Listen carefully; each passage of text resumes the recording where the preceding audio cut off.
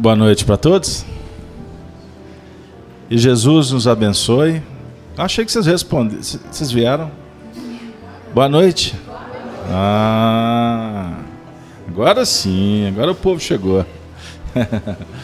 E Jesus nos abençoe. Que os benfeitores espirituais nos envolvam nesta noite, para que o estudo nos favoreça, trazendo para nós as informações, para que nós possamos desenvolver o conhecimento.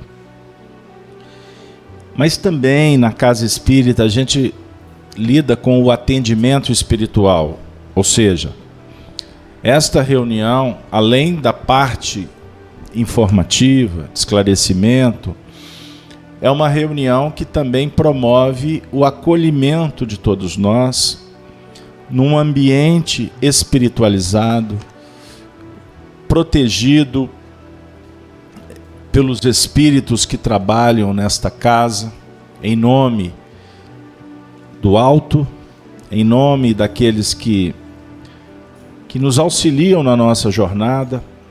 Portanto, o trabalho é um trabalho muito importante, inclusive para que nós possamos também tratar, cuidar das nossas mazelas. Nós gostaríamos de, nesse momento, abraçar a todos os nossos amigos da rede Amigo Espírita, que nesse momento já compõem a plataforma do YouTube, do Facebook. A gente abraça a todos. Abraçamos aos amigos também da Rádio Brasil Espírita de Maceió. E que a gente possa chegar ao final do trabalho felizes. Bom, gente, o tema de hoje: fundamento da relação entre os espíritos. Nós vamos trabalhar as questões 279 até a questão 282. Então, eu vou fazer a leitura e convido-os, para quem está com o Livro dos Espíritos, nos acompanhar. Nós estamos trabalhando no capítulo 6 da segunda parte do Livro dos Espíritos, intitulada Vida Espiritual, e o tópico é Relações de Além-Túmulo. Então nós vamos fazer a leitura da primeira pergunta, que é a 279. Todos os espíritos têm livre acesso a qualquer região? Resposta: os bons vão a toda parte. E assim deve ser, para que possam exercer sua influência sobre os maus. Mas as regiões habitadas pelos bons são interditadas aos espíritos imperfeitos, a fim de não as perturbarem com suas paixões inferiores. Então, no mundo espiritual, a gente observa nesta resposta que os espíritos bons, que na verdade quer traduzir os espíritos superiores, eles têm a liberdade de irem em todas as partes, em todas as regiões, diferentemente dos espíritos que estão em faixas inferiores. Então não vamos levar para o contexto dos espíritos maus como se fossem espíritos maldosos. O contexto aqui não é da qualificação no sentido moral, e sim da condição evolutiva destes. Ficou claro? Isso é muito importante para a gente refletir. Porque, naturalmente, a gente precisamos de analisar o seguinte: que à medida em que o espírito desenvolve o livre-arbítrio, utiliza o livre-arbítrio, ele vai ampliando o nível da sua consciência. Quanto mais consciente no que remonta aos deveres, que todos nós vamos trabalhando em nível íntimo, mais nós vamos dizer assim, sendo autorizados a assumir responsabilidades mais amplas, certo? Então, os espíritos superiores são aqueles que já operam em sintonia com a harmonia do universo. Os espíritos, ainda em faixas inferiores, estão dentro dos seus próprios limites. Por isso é que eles não podem ter acesso em todos os lugares. Ficou claro esse ponto? Então o texto, só para ficar assim bem trabalhado, eu vou reler a resposta. Os bons vão a toda parte, e assim deve ser, para que possam exercer sua influência sobre os maus. Significa, então, que os espíritos superiores estão o tempo todo auxiliando no progresso dos próprios espíritos. Ou seja, por serem superiores, eles entendem a sua missão. E auxiliar aqueles que estão em faixas da retaguarda é uma destas obrigações. Certinho? Pois bem, agora o contrário também se dá. Aqueles que estão em faixas inferiores, eles não podem ir em todos os lugares, porque senão irão perturbar. Porque não estarão ajustados a um plano organizado. Ficou claro? Um exemplo. A nossa atividade de estudo, ela tem uma metodologia. A reunião espírita é organizada sobre os princípios de uma ética própria. E o seu funcionamento é estabelecido dentro de padrões de disciplina. Horário, certo? O dia da semana. Nós temos o Livro dos Espíritos, que nos conclama para reunir às quintas-feiras. Essa organização, por si só, pelo seu sistema itinerante e disciplinado, ela vai, na verdade, sendo cada vez mais, vamos dizer assim, blindada pela espiritualidade superior, em função da responsabilidade que a gente abraçou com essa causa. Então, estar aqui, metodicamente, todas as quintas-feiras, salvo algum imprevisto ou alguma dificuldade, já garante para nós seriedade nesse trabalho. E os espíritos superiores, ensina Allan Kardec, principalmente no livro dos médiuns. Os espíritos superiores ficam felizes quando eles encontram um projeto como esse que nós realizamos.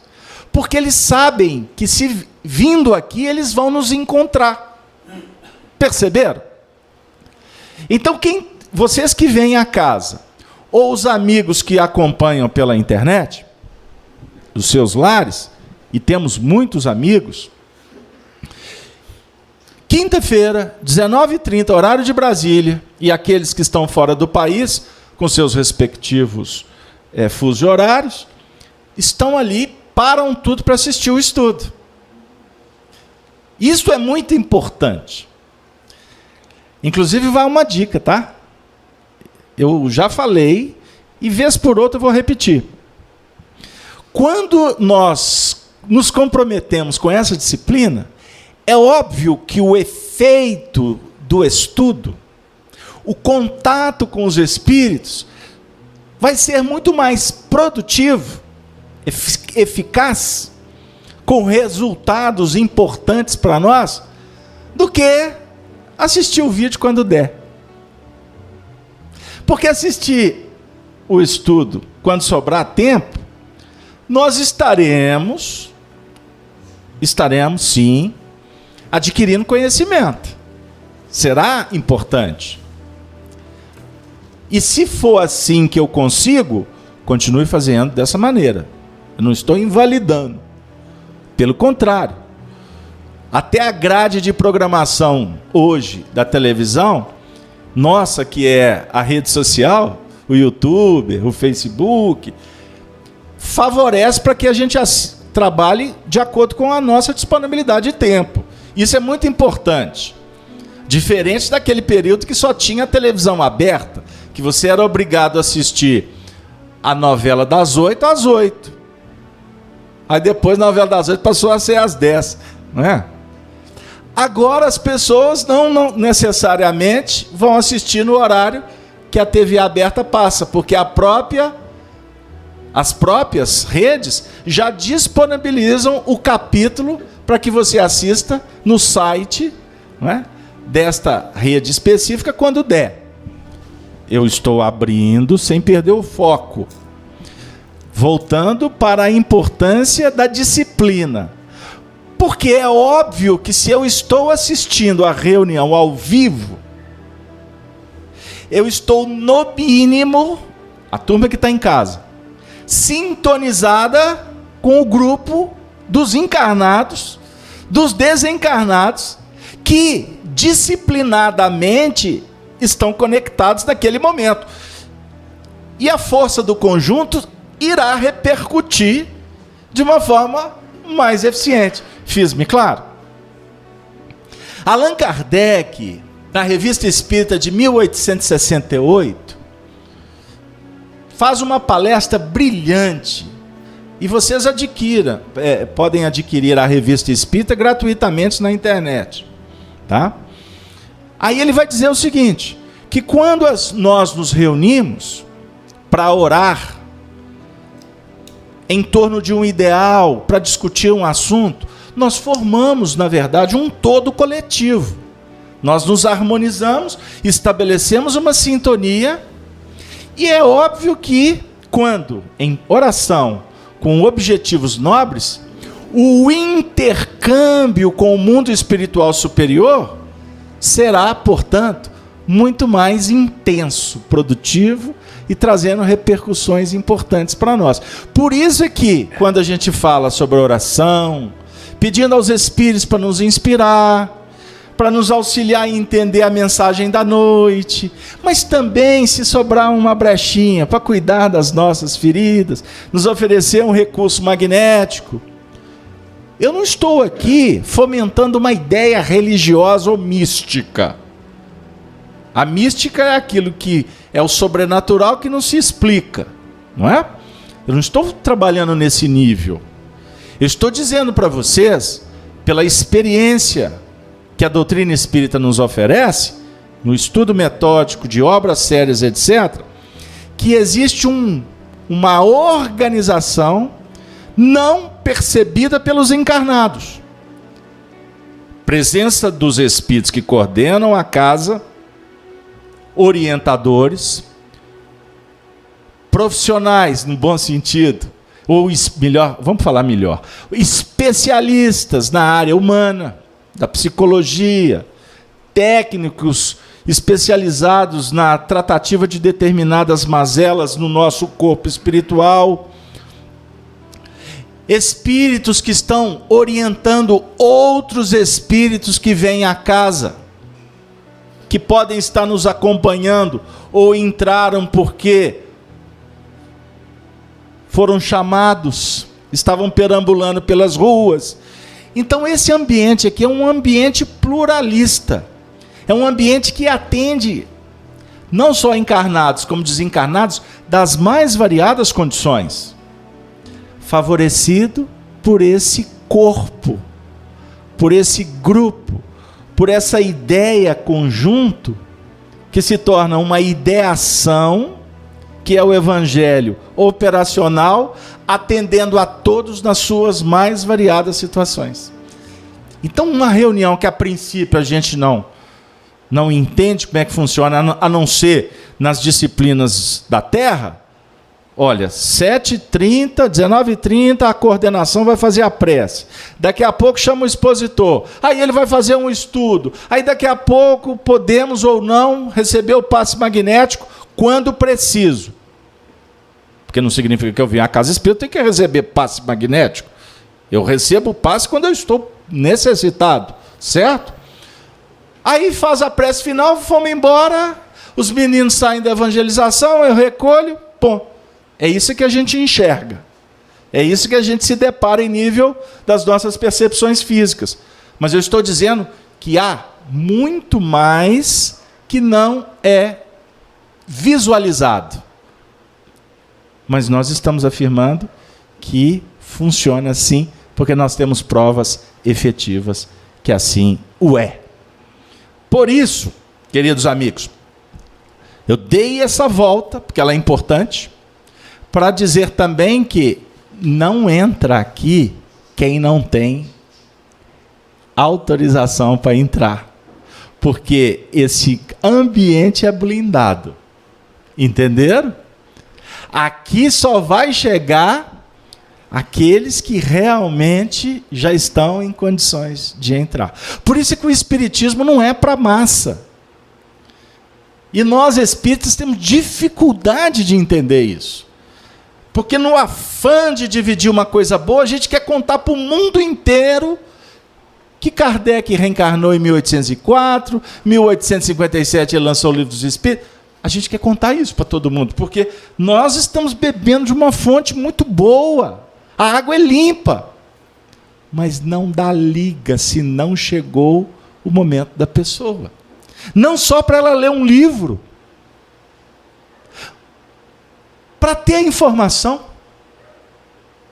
para ver um filme, para conversar sobre o espiritismo.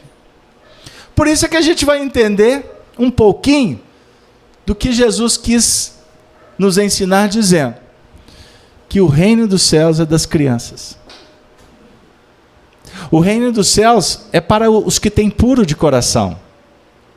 O puro de coração significa aqueles que estão sensibilizados. Não é a criança que não sabe, que é infantil, não é isso. Ele também disse que a mensagem não é para os doutores, a mensagem é para as pessoas simples, para os sofredores. Porque o doutor não se interessa? Não, ele não está falando isso. Ele está dizendo que o intelectualismo, a presunção, a arrogância, ela impede que a gente enxergue. Entenderam? Hoje eu dialogava com uma pessoa muito querida, ela me disse assim, que está lutando com um familiar. E sempre ele no chão pede ajuda e ela diz, vamos orar? Aí ele fala assim, eu não quero saber de oração, eu quero a sua ajuda, me empresta um dinheiro, faça isso e faça aquilo. Ela fala assim, mas isso eu não posso, eu não tenho. O que eu tenho, eu posso te dar. Aliás, tem uma passagem belíssima no livro Atos dos Apóstolos, quando João e Pedro, entrando num espaço de oração, tinha ali presente um aleijado, né? E ele é um mendigo, e ele pede uma moeda. Então os dois passam, Pedro, ao ver a cena, volta e diz para ele, o que me pedes eu não tenho, mas eu dou o que eu tenho. Não é? Levanta-te. E ele oferece o recurso magnético, e é óbvio que ele não constrangeu. O indivíduo queria era a prata. Não, a prata eu não te dou, mas eu te dou isso aqui. Não é isso. A gente tem que tirar a essência. Ali era um pedido legítimo. Era uma súplica de alguém que reconhece a autoridade espiritual daqueles espíritos autorizados que passavam ali. Isso é muito importante a gente entender. Levanta-te, a tua fé vai te auxiliar. Pegaram aí?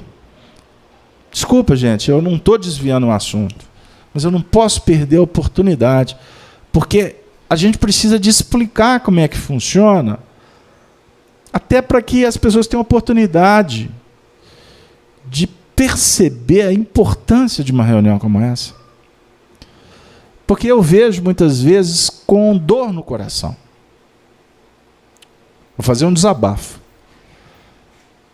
Embora eu não possa falar. O indivíduo vira e fala assim: eu gosto muito das reuniões da FEAC, mas é muito longe. Agora eu assisto pela internet. Para algumas pessoas é justo e é longe mesmo, não tem como se locomover. Que bom que tem a internet. Mas eu fico triste quando eu vejo que a pessoa podia vir aqui, sim. Diga. Tem uma pergunta aqui no Facebook do Júlio Cocito, do Rio de Janeiro, que é um amigo que já nos acompanha já faz um tempo. Agradeço a audiência dele e de todos. Ele fez o seguinte questionamento: costumo ver as palestras sempre no mesmo espaço físico, dentro da minha residência. Eventualmente, quando assisto num cômodo diferente, isso influencia na presença dos espíritos? De forma alguma. Você pode assistir até na praça, até na praia de Copacabana, viu, Coceta? E diz que choveu bem lá ontem. Mas eu estou dizendo o seguinte: o ambiente da casa espírita que nós estamos especificando, certo? Porque, na verdade, os espíritos, eles estão, embora numa faixa de espaço e tempo parecida com a nossa, mas eles estão em outras faixas vibracionais. O que vale é a vinculação pela mente, é a interação energética, de sentimentos, de ideal. Então, você fazer o evangelho na sua casa, lá na sala, ou fazer no quarto, não faz diferença nenhuma. O importante é a ação. É o objetivo que envolve isso, certo? Na casa espírita, nós temos, quando a gente fala de espaço, na verdade nós estamos, obviamente, percebendo as paredes, sabendo dos cômodos, mas a gente está trazendo uma ideia no seu sentido globalizado, ok? Então você, se não pode ir à casa espírita, se o seu ambiente é em casa, faça desse ambiente um território sagrado. Não que você vai ficar, a questão física, que você vai ficar fazendo uma série de coisas para atrair espíritos. Não é isso. Porque o que vale é um ambiente íntimo, fiz-me claro? Então os espíritos vão na tapera ou vão no palácio. Para eles pouco importa. O que vale é a intenção, é o bom sentimento das pessoas que estão conclamando-os para participar dos eventos. Posso continuar? Posso, Denise? Muito obrigado, viu, Cocito? Pergunta 280. Qual a natureza das relações entre os espíritos bons e maus? Ou seja, os espíritos mais evoluídos ou não tanto? Resposta: os bons se empenham em combater as más inclinações dos outros, a fim de ajudá-los a subir. E o subir aqui é progredir, tá bom? Senão vocês vão ficar pensando em escada de Jacó. Não é isso, não. É subir no seu sentido da elevação do padrão mental, vibracional. Então, a natureza da relação entre os espíritos é essa. Os bons ou os espíritos que estão compreendendo as leis e procurando agir em consonância com esses conceitos, eles vão auxiliando os menos evoluídos no processo. Essa é a relação. Mas a gente vai explicar um pouco mais à frente. Por isso que a questão 281 me obriga também a ler. Por que os espíritos inferiores se comprazem em nos induzir ao mal? Então, os espíritos superiores nos auxiliam no progresso. Os espíritos inferiores se comprazem em nos induzir ao erro. Não é? O mal aqui são as complicações. Por quê? Resposta: pelo despeito de não terem merecido estar entre os bons. é desejo deles impedir, tanto quanto possam, que os espíritos ainda inexperientes alcancem o supremo bem. Querem que os outros experimentem o que eles próprios experimentam. Isto também não acontece entre vós? Então, essa intenção aqui inicial, no mínimo, ela vai falar para nós sobre despeito. Os espíritos inferiores possuem inveja, que, aliás, é uma das imperfeições que nós desenvolvemos, em função do egoísmo e do orgulho.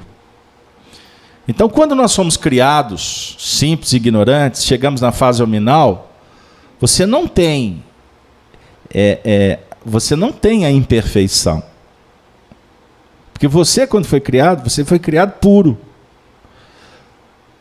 Como você também não tem virtude. Então, virtude e imperfeição são desenvolvidos por nós mesmos, em contato social. A nossa relação com o semelhante, ela pode favorecer para que a gente desenvolva vícios, copiando comportamentos, sendo influenciado em determinadas questões. Por isso é que a gente costuma dizer que o ambiente costuma influenciar de uma forma muito contundente. Aliás, quando a gente tem um problema, uma imperfeição, que a gente está lutando para vencê-la, costumamos pedir na preparação reencarnatória para que a gente venha para um determinado ambiente vicioso, que tem uma tônica em determinados setores que nós precisamos de aprimorar. E se a gente não experienciar o esforço neste ambiente, você não vai crescer. Pegaram aí? Porque a gente podia falar assim, mas, poxa, eu quero ficar livre disso, mas quanto mais eu corro, mais a assombração aparece. Aí vem o Espiritismo falar que fui eu que pedi para reencarnar naquele ambiente? Foi. Fomos nós. Porque no princípio da evolução, a doutrina espírita ela é pautada, o pilar da doutrina espírita é a moral da autonomia. Moral da autonomia. É engraçado, né? Eu estava conversando com meu amigo Zé Antônio, da Rede Amigo Espírita, mandar um abraço para o Zé. E nós não podemos encontrar, porque 1h30, 2 horas, só falando de espiritismo. Chega num ponto, seu Zé, tem que trabalhar. Ele disse, não é mesmo, vamos embora, tchau. Porque é bom demais filosofar, não é? Antigamente a gente falava que era jogar a conversa fora. Não. A minha sogra dizia que a gente reúne para resolver os problemas do mundo. Mas, na verdade, filosofar sobre a vida é bom demais da conta, como é que a gente fala aqui em Minas. E aí, eu estava contando para ele que aqui em Minas Gerais, a gente é de uma escola em que foi desenvolvido algumas reflexões sobre os princípios básicos da doutrina espírita. Então, quais são os princípios básicos? Isso aqui é fruto aqui de trabalho de Belo Horizonte. Deus, Jesus, o Espírito, o Perispírito, a influência dos Espíritos na nossa... A mediunidade, o plano espiritual, livre-arbítrio, causa e efeito, né? Influência dos espíritos na natureza. São 15. Se eu não citei todos, não tem problema. Depois a gente lista para vocês. Hoje, eu revejo todos esses conceitos. Obviamente que eu não estou aqui debatendo o assunto. Mas o princípio fundamental do Espiritismo é um princípio da moral da autonomia. Isso é que faz diferença no Espiritismo. E o que é esse princípio da autonomia? Você é livre para escolher.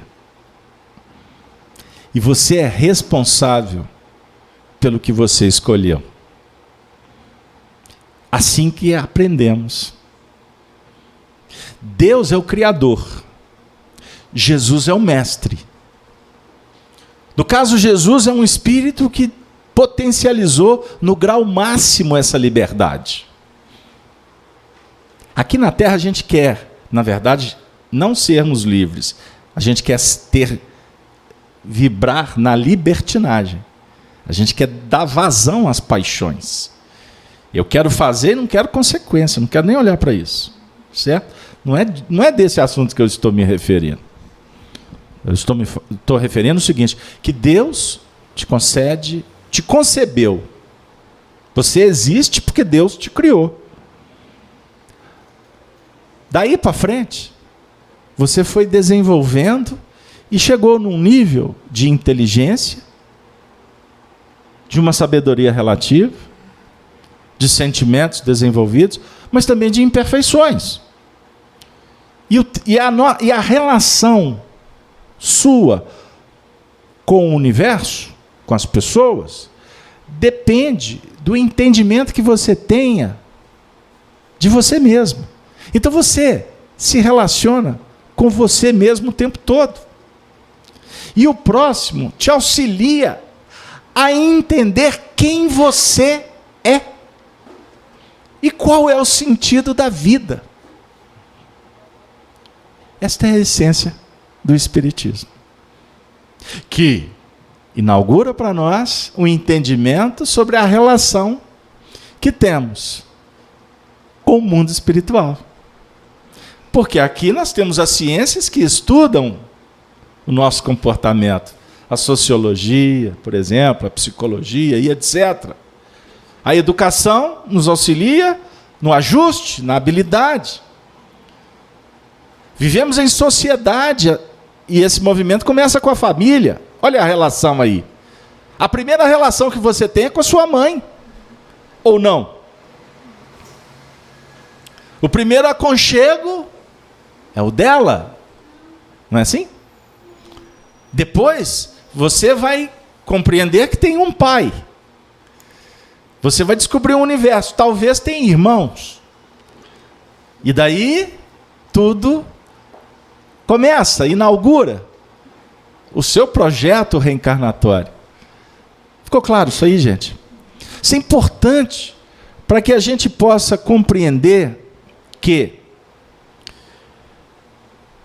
os espíritos inferiores, quando têm despeito, quando eles, na verdade, são impedidos de alçarem voos que eles não podem, na verdade, eles estão sendo conduzidos de uma forma muito carinhosa para que eles percebam que o mal que faz parte da realidade destes, e esse mal não significa que estão no inferno, que estão com o tridente, mas o mal aqui que nós nos referimos é o mal da ignorância. Então qual que é o papel do espírito superior? Auxiliar para que a ignorância seja substituída pelo conhecimento, pelo desenvolvimento da inteligência. Então lembram que eu falei que aqui não pode entrar qualquer um? Vou falar dos espíritos. Existem entidades espirituais que estão em faixas primitivas. Não é que eles são maldosos, mas a realidade deles ainda é a realidade da caverna. É a realidade do olho por olho, dente por dente. Compreendeu? Imagina se um espírito desse que está nesse patamar, nessa condição, entrar aqui agora. A gente, com todo esse esforço de organizar, de cumprir horário, a gente sabe como que a gente se comporta aqui dentro, não é assim? Ou seja, tem uma organização que já é realidade E é muito tranquila para todos nós. A gente sabe como é que funciona. E nós não precisamos de nos esforçar para encaixar nessa disciplina. Precisamos? Precisamos, gente? Não. Vocês chegam aqui, vou dar um exemplo. A Denise, que coordena a reunião, ela fala para vocês que vocês não podem ficar conversando paralelamente? A Denise fica assim, olha, gente, vocês não vão embora antes de terminar a reunião. Ela fala. Se tivesse que ter essa missão, eu acho que ela não ia dar conta, porque olha para você ver que bondade. Olha que educação, hein? Ia ter luta de boxe, eu e ela lá dentro. Denise, você tem que falar, Casalberto, eu não consigo. Eu tenho certeza que ia ter, assim, um MMA lá dentro. Né? Porque vocês não sabem o que rola nos bastidores, né, Denise? Pois bem, não precisa da Denise falar isso. A única coisa que a Denise fala é a seguinte: a gente pede, queridos amigos, que desliguem o celular. Porque o celular, ele pode interferir nas ondas de rádio que circundam aqui no nosso ambiente. Ele pode interferir, por exemplo, no microfone. Então desliga o celular, por favor. Tecnicamente vocês vão nos ajudar. Mas tem outras intenções também.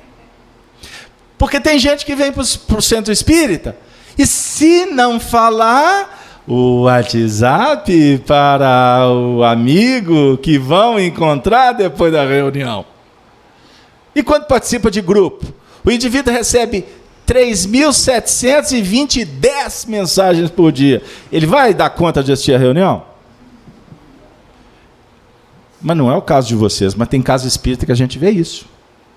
Então, é só um toque carinhoso. Agora, existem entidades espirituais que não sabem o que é organização. Eles vivem como se estivessem no ambiente da selva. Então, chegar aqui e conversar paralelamente, eles não percebem que tem algum mal. Isso é encarnado, né? Não, desencarnado também. Agora, tem desencarnado que, se entrar aqui, ele te faz dormir. E tem médium que adora assistir reunião mediúnica, ou reunião pública. Porque chega na reunião pública, ele vira a esquina do centro espírita, ele já está assim... Começa, olha, prece inicial, ele fala assim, agora eu vou para o mundo espiritual, e dorme. Prece final, ele desperta todo celerepe. E tem como é que a gente fala no interior? Ele tem a capacidade, porque capacidade é um indivíduo que sai do interior e vem capacidade, entendeu? Ele tem a capacidade de dizer que recebeu um baita tratamento no centro espírita, saiu todo revitalizado, empolgado, os espíritos cuidaram dele, cuidaram nada, ele dormiu. Ele estava cansado mesmo, hein? Gente, vocês estão... Eu tenho que brincar, não tem? O outro está rindo lá dentro. Baixou risadinha nele, é os espíritos brincalhões. Mas eu estou brincando, né? Só para quebrar um tiquinho, para dizer o seguinte, tem espírito que se entrar aqui faz um estrago. Só de entrar aqui, vibracionalmente, ele pode causar um problema sério numa atividade. Você já percebeu... em alguns momentos na sua vida prática, lá na sua casa ou em algum ambiente, que está tudo assim, tudo funcionando, uma boa, a conversa está fluindo, e de uma hora para outra, o ambiente muda, a conversa toma outro rumo, o comportamento das pessoas alteram. Já aconteceu isso com vocês? Sem nenhuma explicação, o indivíduo muda a fisionomia, muda o comportamento, ele estava doce de uma hora para outra, ele começa a falar grosso, daqui a pouco está brigando. Já aconteceu isso com vocês? O que significa isto? Uma conexão do encarnado ou do grupo que está ali presente com espíritos que invadiram o ambiente, fechando um circuito. É como se você pegasse um equipamento, pegasse a tomada, né? E colocasse junto com um plug ali, acende a luz. altera. Conexão espiritual. Porque todos somos médiums. A mediunidade, todos nós possuímos, num grau ou outro. Certo? Existem pessoas que são mais sensíveis.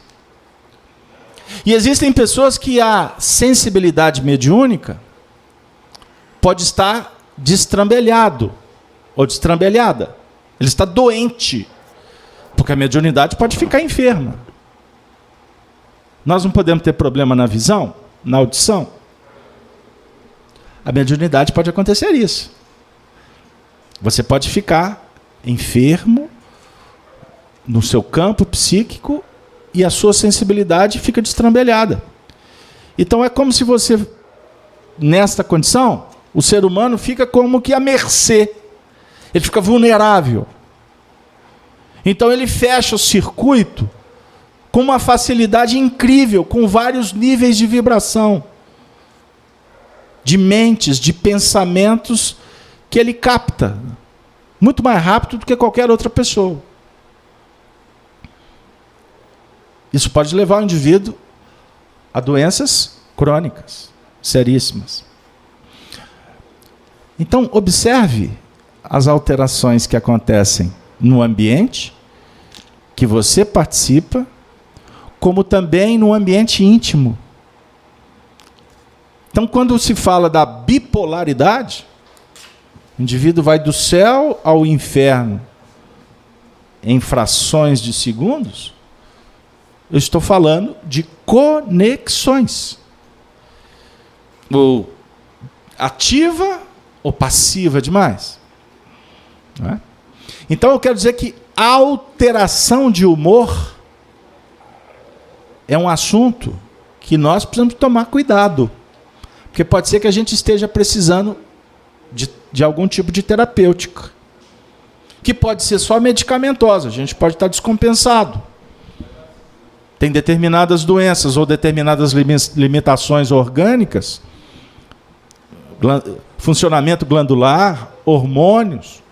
Isso tudo pode alterar o nosso ambiente psíquico, certo? Então tem que haver reposição, tem que haver estímulo, ou tem que haver algum tipo de constrangimento. As sinapses precisam de cuidados. Então, existem profissionais da área da saúde mental que cuidam desse assunto. São especialistas nesse terreno. Ok. Mas nem sempre os fatores são tratados de uma forma apenas na base do que vem de fora. Então, existem as questões endógenas e exógenas. Né? Tem questões que precisam ser cuidadas na nossa intimidade.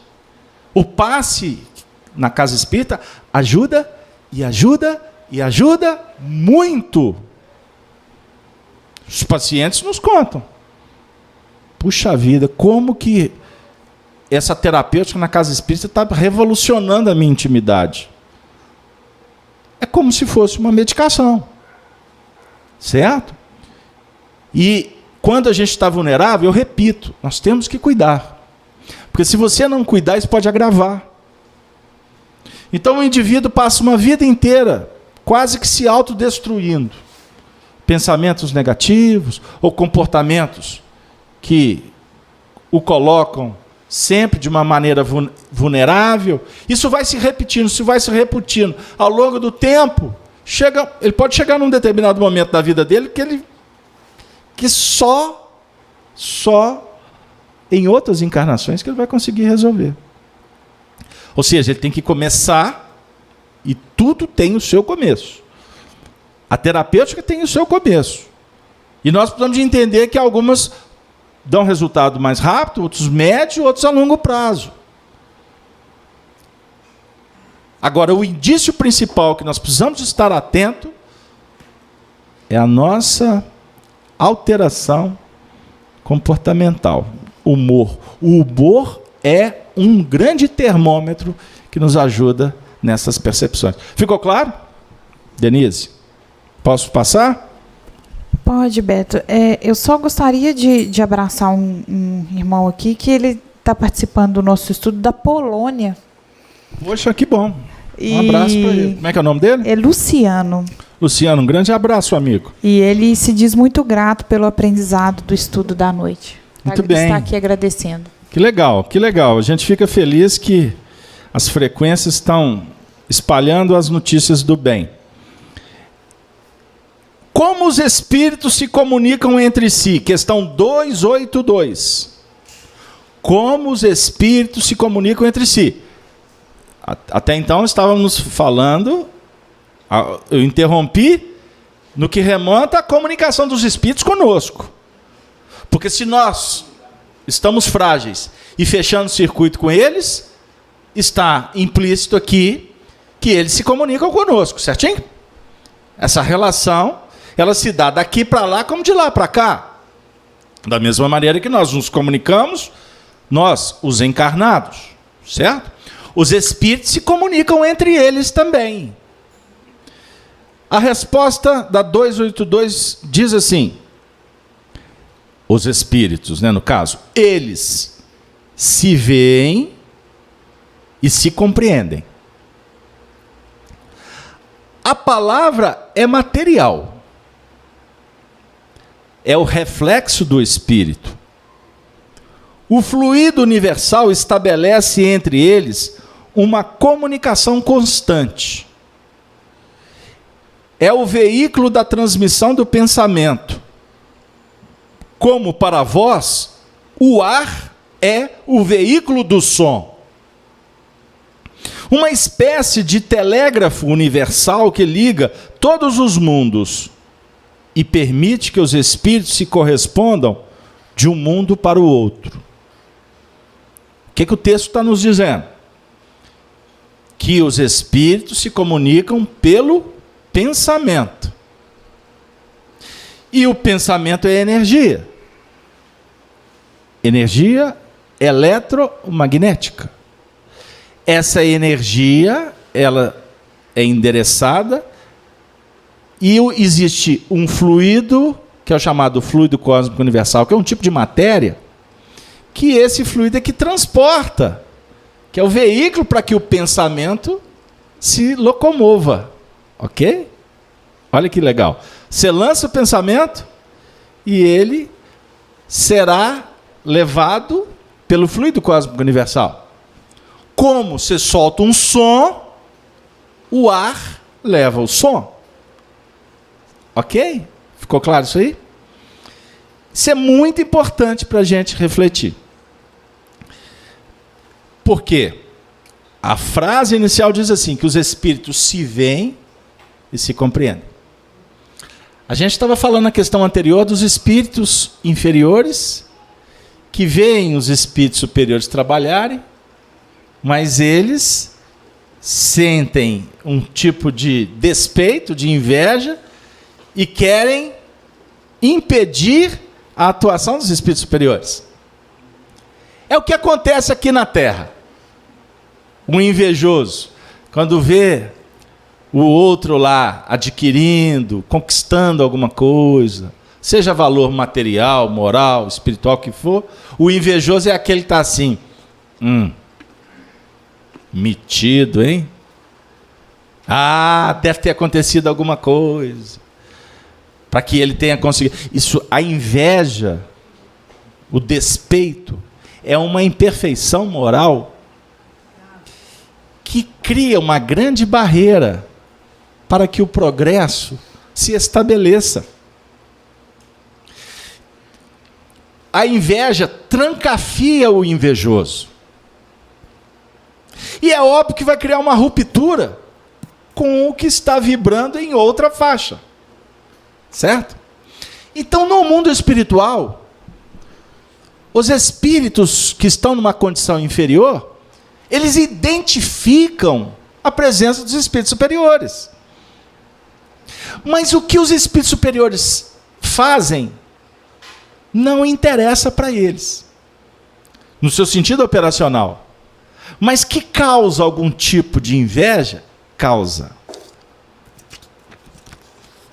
Imagina o Chico Xavier na sociedade. O Chico semeando o bem.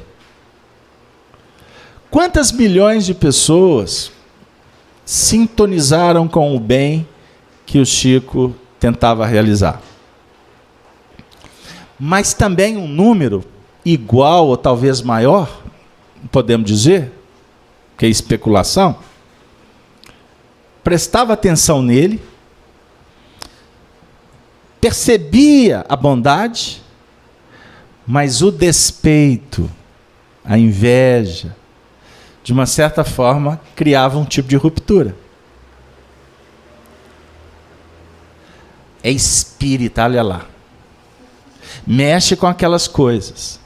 Ou seja, a busca de um subterfúgio para não compreender, para não tentar sintonizar com as causas que motivavam o Chico a fazer o bem. É o preconceito. Então por que existe o preconceito? Ele é motivado pela ignorância. Ele é motivado pela arrogância nossa.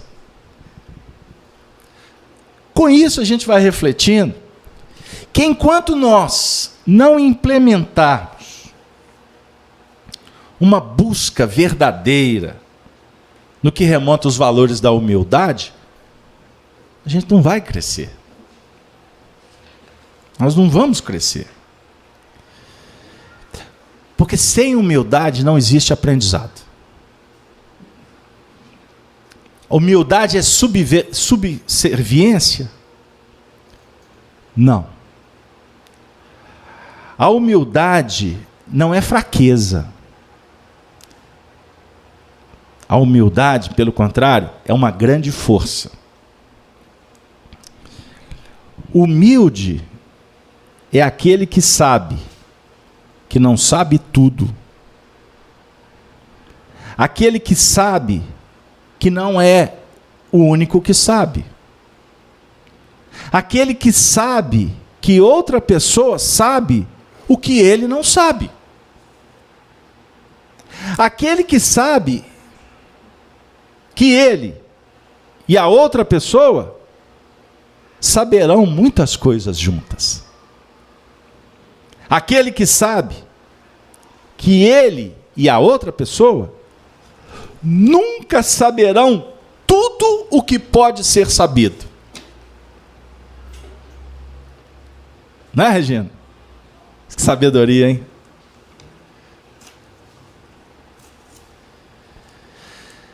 Humildade é aquele que sabe que ainda não cresceu tudo aquilo que ele pode. Então, humildade não é fraqueza. Prestem atenção nessa frase. Ela foi dita pelo Cortella, o filósofo. Humildade é aquela que sabe que ainda não cresceu tudo que pode. Então, a humildade, ela trabalha lado a lado com a coragem. E não com a fraqueza. Percebam bem como que nós entendemos, como que nós trabalhamos significados equivocados das palavras. Tem pessoas que até dizem assim: eu fui lá num centro espírita, um centro espírita muito humilde. Eu vou dizer, peraí, centro espírita muito humilde? O que é um centro espírita muito humilde? Não, o centro espírita pode ser muito simples, né? Ele pode não ter muitas coisas lá, mas o centro espírita pode ser humilde, porque a humildade é virtude, que ela é desenvolvida. E nem sempre uma pessoa simples é humilde. Uma pessoa destituída de valores pode ser muito mais arrogante do que um nobre vestido de cetim. Porque é uma questão íntima, é uma questão de valores. É muito interessante a gente refletir sobre essas questões. Porque a humildade, ela verifica limite. E nós temos que ter a sabedoria de prestar atenção nos limites. Eu bato muito nessa tecla aqui nos nossos estudos. Não é isso, Regina? Oh, Denise. Você não consegue dar um passo maior do que suas pernas podem. Para que querer? Por que insistir? Isso pode ser arrogância. Isso pode ser pura presunção. Então, uma pessoa humilde, ela está verificando o que ela dá conta, mas jamais ela vai entregar os pontos. Porque ela percebe a pequenez, mas ela entende que ela tem que ser grande. E essa grandeza está em saber esperar. Então, a humildade tem a ver também com a paciência. O esperar o tempo devido. Diferente do arrogante, que se acha grande e, na verdade, é menor do que ele pensa. Para vencer, ele faz de tudo para diminuir o outro, para que ele se sobressaia. Esse é o presunçoso. Essa arrogância, afirma os entendidos, será castigada pela própria arrogância. Toda arrogância um dia será castigada. E nesse mundo nosso, estudando o Espiritismo, a gente lembra até de um adágio antigo que dizia que o castigo vem a galope. Já ouviram essa expressão também? A mentira tem perna curta. A vaidade, ela se apoia na ilusão, na mentira. Então, o que eu quero dizer? Que nesse momento que a gente passa, que a gente vive em sociedade, com tantas alterações, a dica é você sentar na sabedoria e ter os olhos bem atentos para que no momento certo você seja corajoso e procure vencer os seus limites. Agora, não há vitória sem trabalho. Como não há sucesso sem esforço. Todos nós devemos perceber que nós temos potenciais, nós temos talentos. Esses talentos precisam de ser desenvolvidos. Você não pode entregar os pontos. Se a vida está fechando portas, e isso está acontecendo de uma forma muito clara no mundo material que está ruindo a cada momento. Com essa velocidade de mudanças, o que é certo hoje é incerto amanhã. Quantos castelos estão sendo desmoronados? E os indivíduos, por arrogância, por não querer perder o status quo, estão cada vez mais se enfermando, criando dramas onde não existe. Porque não estamos dispostos a reposicionar. Só isso. A porta fechou? Amigo, procura outra porta. Você tem chave? Não. Pode saber que uma hora você vai encontrar uma saída. Agora, querer passar por cima dos outros, querer se revoltar, querer brigar com o mundo, você só vai aumentar o seu problema. A vida está te dizendo, adeque. Nós estamos há 2 semanas, praticamente, diante de um problema grave que aconteceu em Brumadinho. Milhões de pessoas foram abaladas por aquela lama, que eu digo que é uma lama social. É uma lama social. E como eu falei aqui, nos estudos anteriores, nada acontece por acaso.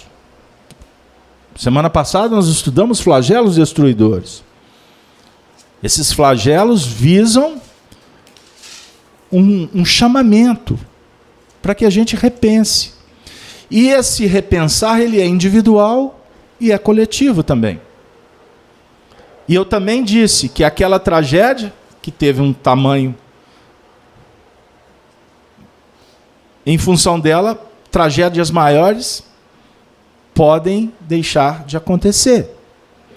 Porque a gente estuda que podemos evitar o mal quando a gente usa da inteligência.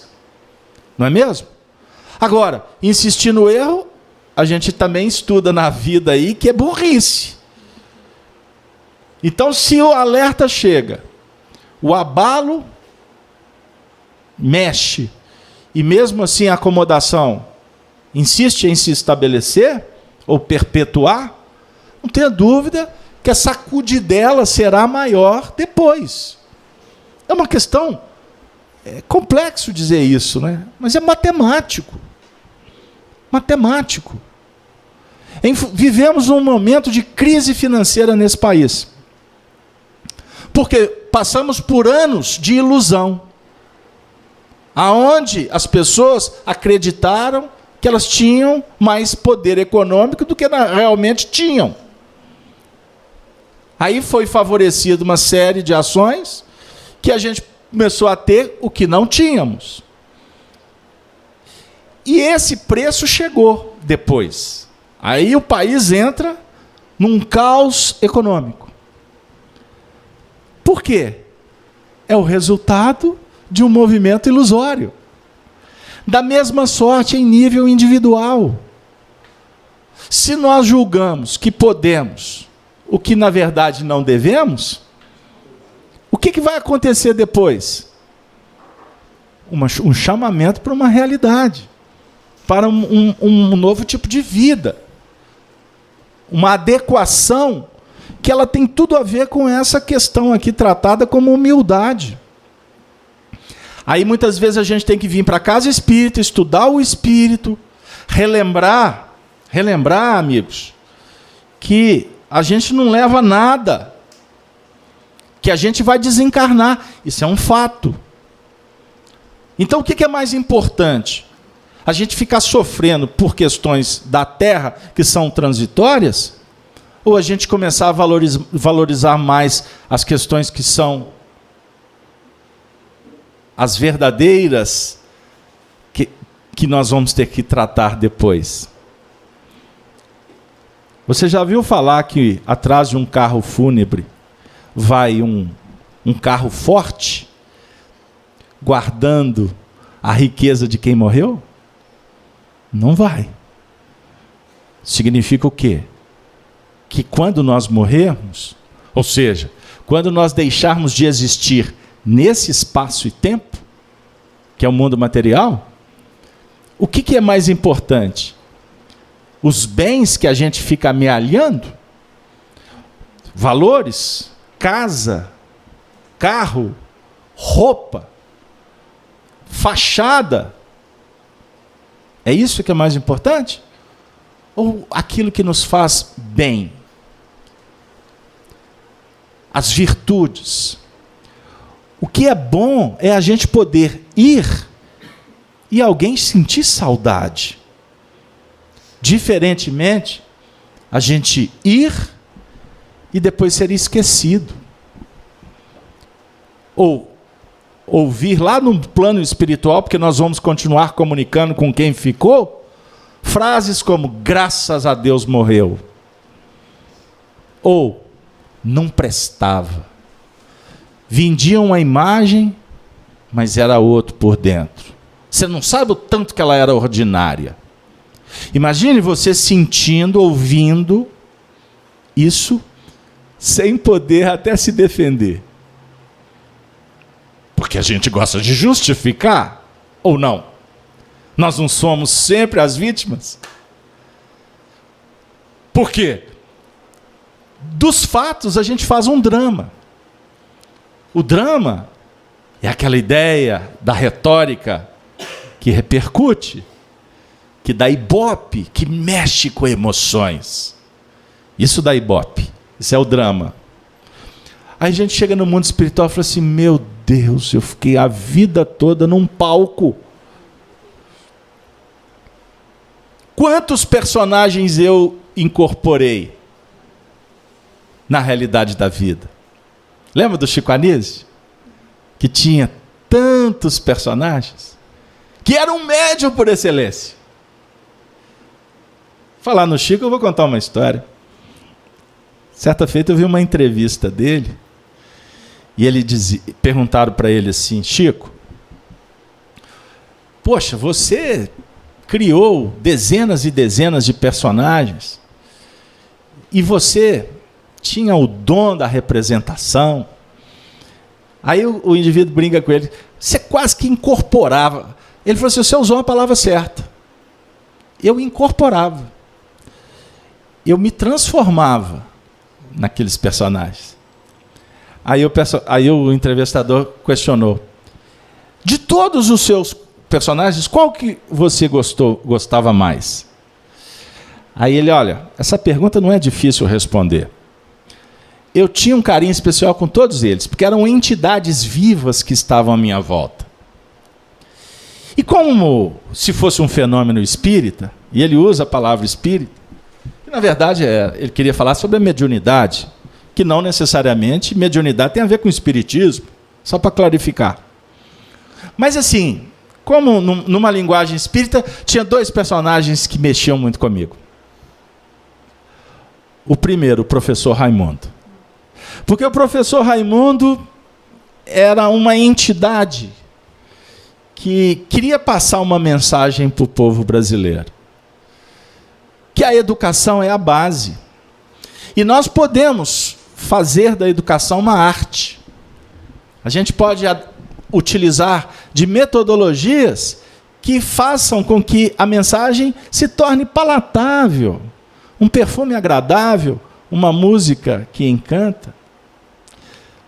Nós precisamos de educação. E a gente precisa de mostrar às pessoas que não se constrói um país sem educação. E uma educação verdadeira. E uma educação também que trabalha a moral, que foi descartada, porque disseram um dia que o país era laico. E em meio a essa laicidade, retirou-se a filosofia, os debates importantes sobre o sentido da vida. O Estado laico, a religiosidade, é diferente de falar de religião. As pessoas não podem ficar sem religiosidade. E eu não estou me referindo a religiões tradicionais, católicas, presbiteriana, umbandistas. Eu não estou falando desse assunto. Eu estou falando que as pessoas, nós, precisamos de discutir o existencialismo. Nós precisamos de discutir o positivismo. Nós precisamos de discutir a natureza divina que está dentro de nós. Nós precisamos de estudar Immanuel Kant. Nós precisamos trazer Rousseau. Olha que beleza. O iluminismo, o período mais iluminado da história, pós-Jesus, onde os debates acadêmicos tratavam da moral. Foi ali naquele período do século XIX que surgiu a sociologia, a psicologia e tantos ramos da ciência que tem a ver com o ser. Porque não adianta discutirmos políticas, economia, todos os assuntos que envolvem a sociedade, se a gente não parar para debater o motivo que define a nossa vida. O que você está fazendo aqui? De onde que você veio? Você é um ser espiritual. Agora nós vamos permitir que intelectuais fechados dificultem para que a grande maioria possa debater o que vem a ser o lado espiritual nosso. Esse lado espiritual, repito, não tem a ver com o que está acontecendo lá fora. É quem você é. Por que aumenta o índice de suicídio? Eu estou atendendo casos, hoje eu recebi mensagem de uma pessoa que me diz assim: eu vou suicidar. Me mandou uma foto dela com os filhos. Mamãe, eu vou suicidar. As pessoas acham que depressão, ela disse, ou é mimimi, ou falta do que fazer. Eu quero dizer que depressão é o fundo do poço para mim. Eu vou me enforcar. Quantas pessoas estão se enforcando ou estão tirando a própria vida São mais de 20 mil suicídios no país por ano, no Brasil. Por que as pessoas chegam nesse nível? A vida perdeu sentido. Não. Porque ele quer fugir. Por que ele quer fugir? Que a gente sabe que existe doenças, que existe obsessão, existe problemas, recorrências, porque o suicida num percentual muito grande, são ex-suicidas que estão vivendo recorrência, repito. Toda dificuldade passa pela cabeça dele, eu vou me matar. Como se fosse um hobby. Mas, na verdade, são imagens, são experiências que se repetem no seu campo psíquico, porque já fez. Engraçado, tem hora que eu me vejo me atirando na frente de um trem. Ele mora numa cidade que nem trem tem. De onde que ele tirou isso? Agora, por que um jovem quer tirar a vida? Porque ele está com um conflito com os pais? Questão de gênero? Não, ele quer suicidar porque o pai descobriu que ele usa droga e não aceita. Cada um vai escolher um motivo que, na verdade, só vai definir a sua fragilidade emocional, espiritual, o seu nível de obsessão, o grau de doenças que não são percebidas pela sociedade. A doença. E existem pessoas que não podem falar do assunto. Como o meu filho doente. É melhor você entendê-lo como doente do que ter que buscá-lo na cadeia. Ou não. E você não tem como controlar, você não vai pôr filtro. Porque eles viajam o tempo todo na internet, embora vivam numa bolha. Porque a maioria das pessoas estão vivendo numa bolha. E viver em bolha causa doenças, neuroses, pânicos. Não convive.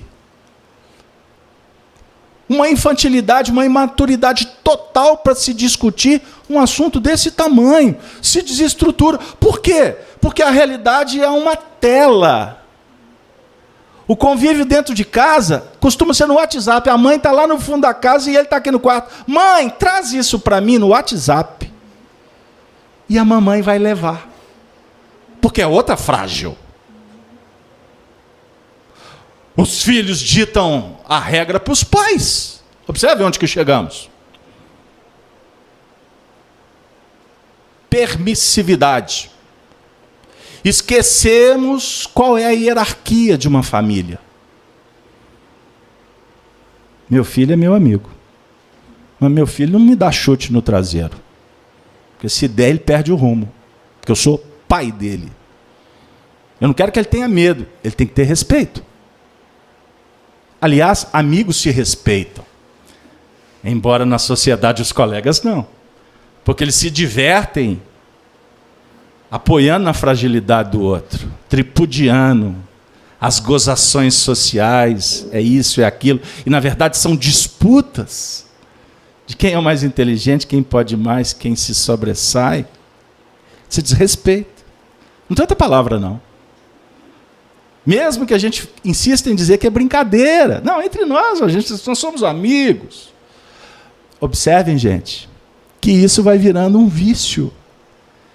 O vício vai nos consumindo e a gente acha que é natural. Então o bullying, na minha época, os cocão, as gozação, hoje é bullying. São coisas que acontecem entre crianças, que no mundo atual tomam proporções muito interessantes. Principalmente os pais, porque os filhos também são intocáveis. Lá na escola da minha filha, vira e mexe, tem pai fazendo reunião com o supervisor. Porque o menino foi repreendido pela professora. Meus filhos, eu não sou exemplo para ninguém. Mas filho meu que chegou para mim para reclamar de professor, ele foi desautorizado na hora. Porque o professor é o meu representante. Lá na escola, quem manda é ele. Se a gente não entender essas questões, eu falo para os meus filhos, todos os dias a gente entra na escola fazendo uma prece. A escola dos meus filhos é agostiniana. Ai, coincidência. Santo Agostinho. Vamos orar pela falange de Santo Agostinho. Participa lá da turma do Kardec. Olha para você ver que joia. Até nisso eu estou agarrado. Vamos agradecer aos espíritos que tutelam essa escola. E vamos abençoar os professores que cuidam de vocês. Porque eles estão dando a vida por vocês. Pai, ela é chata.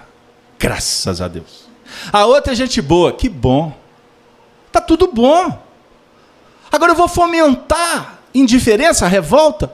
Não, é adequação. A gente precisa de entender o momento da disciplina, o momento do lazer, o momento da alegria, o momento do choro, o momento do beijo, o momento da repreensão. Faz parte. Se a gente não entender isso, como que nós vamos lidar com os nossos limites, meus amigos? Aí, quando vem a notícia, desestrutura todo mundo. Porque o ambiente foi fomentado em cima de lantejola, de purpurina, de holofote, de sapato alto. E nada mais do que isso. Show. A vida não é um show. Eu não estou na vida em cima de um palco representando. Lembra que eu trouxe a música do Supertramp, terça-feira? A sociedade quer que eu seja lógico, clínico, cínico, um vegetal. Está lembrado? Mas, na verdade, eu não quero ser cínico, lógico, clínico. Eu estou estudando com Jesus, eu não quero ser um pacotinho pronto. Eu não quero ser subproduto da sociedade. A minha felicidade não pode estar na mão dos outros. Ah, então tá, eu vou ser politicamente correto, vou fazer tudo que pensam para que eu possa estar no grupo. Faça isso a vida inteira. Vai chegar um tempo que esse grupo vai embora e você vai estar frustrada. Sentimento de falência. Que você viveu para os outros. E a sua alma? E a sua individualidade? Está chegando o momento. Olha que barato, gente. Olha que legal. A reencarnação, se a gente dividir ela em 3 períodos, até os 25, dos 25 aos 50, e dos 50 aos 75 anos, olha que barato. Nós ficamos 25 anos para construir, para fomentar, né? Para estabelecer, depois mais 25 anos para viver intensamente, para procriar. Aí depois a gente vai entrar no último estágio, dos 50 até os 75 anos, para desmontar, para ver tudo cair, para ter que se adequar. Já não falo mais nem de meninas, nem de restaurante, eu já vou falar de hospital, de remédios, hein? Do clube da melhor idade, agora diz que tem a geração, como é que chama? Eu recebi o WhatsApp ontem. A turma agora é sexagenários, não? É sexo adolescentesnário, é um negócio assim muito bonito, para dizer o seguinte, que ninguém quer morrer, que nós estamos aumentando a periodicidade, a faixa etária de sobrevida, e que os velhos hoje já estão mais plugados com outras coisas, não estão entregando mais os pontos. Que ótimo isso mesmo. Mas estão treinando para desencarnar. Vai nos 75, se esticar até 85, 90, mas se deu até para aposentar com 69, 70, dá para curtir 4 anos de aposentadoria. Olha que legal. Mas vão morrer. Como é que era aquele personagem da escolinha? Morreu. Vai deixar de existir, vai desencarnar. E o que tu vai levar? E o que tu está deixando? Pegaram aí? Agora é interessante que nesses 3 períodos, nós dormimos 8 horas por dia. Olha para você ver como nós somos seres evoluídos. Nós dormimos 8 horas por dia. Sabe o que representa 8 horas num dia de 24 horas? 1/3. Se você morrer ou deixar de existir com 75 anos, eu quero te dizer que você dormiu 1/3 da sua vida. 1/3. Aí você pergunta para o indivíduo assim, o que você fez no final de semana? Dormi o tempo todo. Então esses estão com um percentual maior de cama, de sono profundo. E aí a gente estuda a questão 132 do Livro dos Espíritos e bagunça a cabeça da gente, porque Kardec pergunta assim, qual o objetivo da reencarnação? Quais que os espíritos respondem? Dormir 1/3 dela. Porque o objetivo da reencarnação, qual que é, Denise? Você lembra da resposta? Progressão? Deus vos impõe a reencarnação para você dormir 1/3. Deus vos impõe a reencarnação com o fim de vos fazer progredir. E a gente quer matar o tempo. Ou então a gente não quer encarar a realidade. Todo mundo tem direito de sorrir, de brincar, de festejar, de descansar. Mas o tempo está passando. Não me respondam em qual terço que vocês estão. Se no primeiro, no segundo, ou no último terço e com um terço na mão, para ver se a reza vai ajudar para facilitar a chegada no mundo espiritual. Hein? E perguntou Jesus, Denise, quase que não deu. E perguntou-lhe Jesus, dizendo, Lucas, capítulo 8, versículo 30. Qual é o teu nome? E ele lhe disse, Legião, porque tinham entrado nesse homem muitos demônios, muitos espíritos, muitos adversários. Então, nesse instante final, nós gostaríamos de fazer uma pergunta. Sendo a mediunidade um processo de sintonia, conexões em função das nossas escolhas,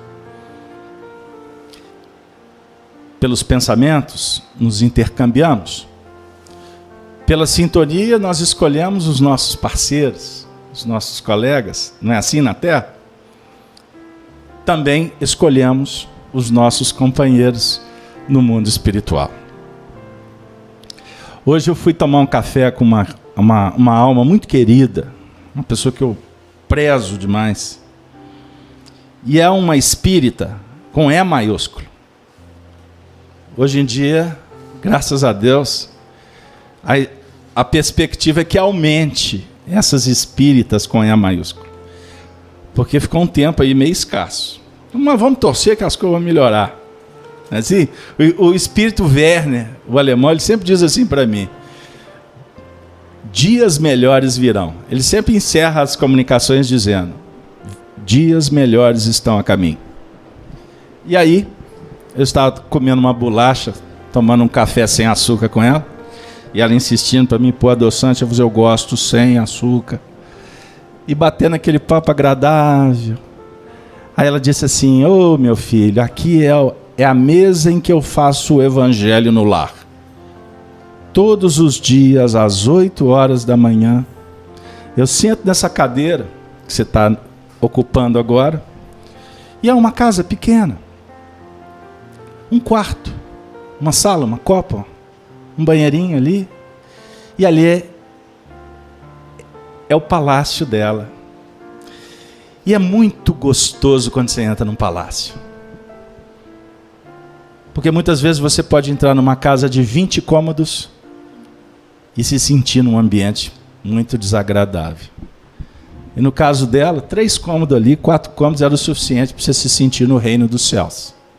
Tamanha vibração de bênçãos, de paz, aquele ambiente ionizado, o ar puro, embora paredes antigas, azulejos escuros, uma escolha de uma tonalidade nem tão muito agradável,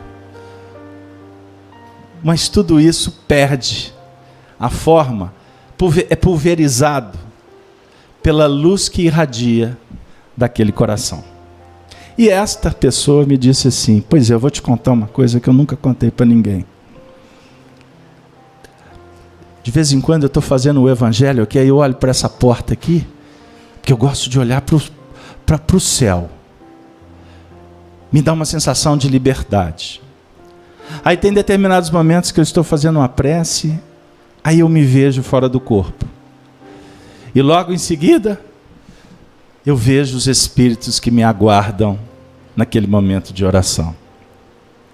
São espíritos luminosos, bondosos. E eles vêm me trazer orientações e me convidar para tarefas. E é interessante, ela me disse, que nesse momento é como se eu me adormecesse. Eu só vejo que eles estão me levando, até que eu me desperto, seja num hospital, seja numa região no mundo espiritual de difícil acesso, de sofrimentos, e aí eles me conclamam para ajudá-los ministrando passes. Ah, como é bom! E é interessante porque cada passe, cada prece, cada doação, é como se eu me sentisse uma gigante. Eu, pequenininha, pobrezinha. Naquele momento, meu corpo cresce e eu me sinto jovem. Eu fico feliz. E eu sinto que tudo isso acontece no instante em que está brotando do meu coração as bênçãos do serviço com Jesus. Aí é interessante, porque tem momentos que eu só desperto quando eu estou aqui de volta. Mas de vez em quando eles dizem assim: hoje eu vou te dar um prêmio. Aí eles permitem que eu acompanhe o retorno para o corpo. Aí eu vejo, Carlos Alberto, eles me levando, levitando por sobre a cidade. E é tão interessante, porque muitas vezes eu vejo as pessoas saindo de casa, ligando seus carros, saindo para o trabalho. Eu vejo o trânsito daquela avenida, que eu não vou citar o nome, aquele trânsito intenso. Mas o que me entristece em alguns momentos é que eu vejo massas escuras, como se fossem nuvens, por sobre a cabeça das pessoas ou dos veículos. E ali eu sei que são entidades espirituais que estão em faixas obscuras, que insistem em acompanhar e partilhar do cotidiano dos encarnados, que desconhecem ou são invigilantes quanto à realidade espiritual. À medida em que ela foi discorrendo sobre essas experiências, eu fiquei pensando: meu Deus, como que nós somos infantis? Como nós nos permitimos que legiões de trevas que estão dentro de nós tomem posse da nossa consciência e passam a ditar os nossos comportamentos. Qual é o preço que a gente paga? É a aridez por dentro, é a indiferença, é a rebeldia, a violência que muitas vezes se manifesta em nós, quando nós estamos dialogando ou convivendo com o semelhante, em alguns momentos dentro da nossa própria casa. Uma oportunidade bendita de abraçar, de orientar, de sorrir junto com aqueles que Deus confiou à nossa guarda. Mas porque somos arrogantes, somos presunçosos e invigilantes, a gente está muitas vezes rasgando as oportunidades que Deus nos concedeu. Jesus atende aquele homem que estava envolvido por uma legião de espíritos. Por quê? Porque tinha chegado o momento do despertar dele. Porque se não fosse assim, Jesus não iria interferir.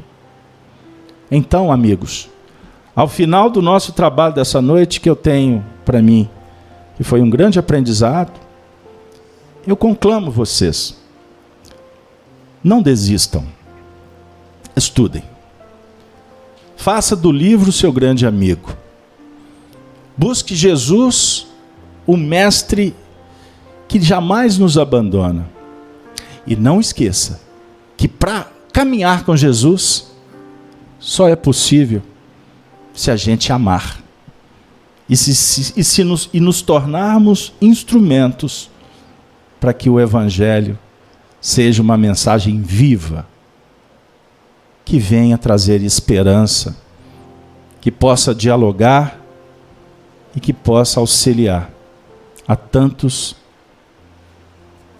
que estão envolvidos em muitas sombras. Reflitamos e agradeçamos a Deus por estarmos na casa espírita, nesse convívio bendito, com os benfeitores que nos tutelam. Chega o momento de interrompermos, que nós possamos sermos dignos, que eles nos acompanhem de retorno para os nossos lares. Boa noite a todos os amigos do chat, aos nossos irmãos internautas, que a gente possa aproveitar esse momento maravilhoso que Deus nos deu. Não deixe para depois o que você pode fazer agora. É isto que vai definir o nosso grande futuro.